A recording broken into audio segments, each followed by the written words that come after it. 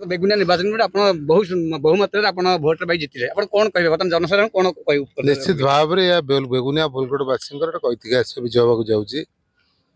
मो नेता श्रीयुत नवीन पट्टनायक पूर्वतन मुख्यमंत्री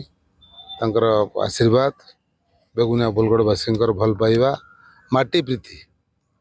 माटी माँ को भल पाई माटीर संतान को भल पाई विपुल संख्यार भोट देते विजय संभावना अधिक अच्छी पूर्णांग गणति बोधे सरना रिजल्ट आम पाखे पहुँचनी तेणु मो अंचलवासी की बेगुनिया बोलगोटवासी को आपण माध्यम प्रणिपात जनाऊँ मुंडिया मारुची जहाँ निष्पत्ति नहीं दीर्घ दिन धरी बेगुनिया बोलगोटे बाहर लोक मैंने आसिक पहुँची थे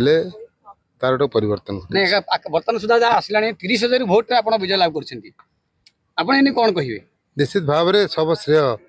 से बेगुनिया बोलगोटवासी भोटदाता मान मो नेता श्रीयुत नवीन पट्टनायक विजु जनता दल।